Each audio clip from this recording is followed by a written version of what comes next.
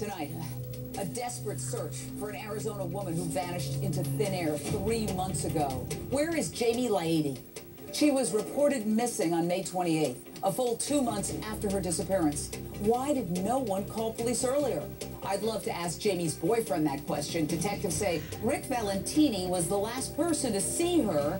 When they tracked him down, he was driving Jamie's car using her credit cards. They arrested Rick for, get this, credit card fraud, credit card theft, identity theft, weapons violations, a probation violation, and, just as icing on the cake, an outstanding traffic warrant. Rick told cops he and Jamie broke up the day before she disappeared. After she told him she was moving to Denver for a new job. Besides the initial statement that she moved to Colorado, he hasn't been forthcoming at all. We don't have any further information to follow up on. Police say Rick is a person of interest because he was the last one to see her, but they've stopped short of calling him a suspect. Meanwhile, Jamie's heartsick parents are absolutely desperate for answers. Please help us find her. My daughter, Jamie. I miss her so much. Anything can help in returning of Jamie. Please, please help. Help me to find my daughter, please.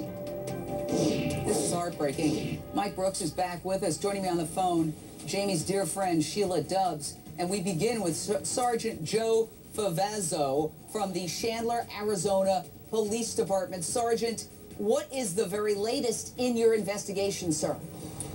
Well, we're still at a standstill. We're reaching out to the public through media, and we're asking for help. Jamie's friends have been just wonderful at reaching out through the Facebook account, but we're at a standstill. We're looking for any leads that'll help us locate Jamie. You got inside the boyfriend's apartment. You found credit cards that belonged to her. You found a debit card that belonged to her, a health insurance card. You say that apparently, according to published reports, he had charged an adult dating website. And also, according to published reports, he'd previously been fired for sexual harassment allegations. And then they broke up right before she disappears. Can you connect the dots there, sir? Well, correct.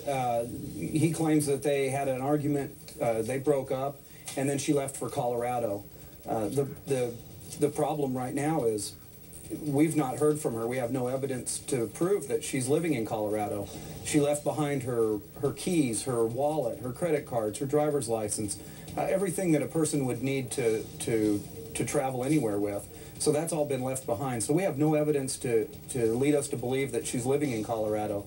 So that really leaves a lot of suspicion out there. Sarge, I was wondering, is there any possibility from looking at the credit cards that of hers that he had been using, to go back to some of the establishments and find out with possible video surveillance, was he acting alone? Is there anyone else that he might have been involved with directly after her disappearance? Right, and these are all things that the investigators will look at and continue to look at as time moves forward and as more information comes forward. But go ahead. No, I would wonder any other evidence also, since the vehicle he was found in at the time of his arrest was registered to her. Was there any sign of a struggle, any kind of trace evidence, anything at all that would help you in this investigation inside that vehicle? Well, again, the vehicles, the residents that were searched, quite a few search warrants were completed. Yeah, I got to jump in here because we're running out of time. Here's my big question. Why didn't he call 911? And that's my big issue as well. I mean, come on. He has a fight with her. She disappears. He's having a relationship with her. Nobody calls 911. This girl has been missing since March, more than 3 months. Sheila Dubbs, you're a friend of the missing girl. What are your concerns and fears? And my gosh, I'm sure you have many. Oh yeah, we are devastated by the news. We actually found out through a friend looking on her Facebook page. Some of her friends out there posted that, "Where are you, Jamie?" And then they saw the news story in Arizona, and I guess we couldn't believe either that it took so long to report it, and we were kind of sickened that none of us had noticed either. Well, I just want you to know that we're going to stay on top of this young lady's case. We're not going to let it go. We're going to have all of you back. Sheila, will you come back? Oh, yeah. We really appreciate any We want to keep any her face coverage on out this there. case. Absolutely. Thank you so much. Fantastic panel. Up next, Jennifer.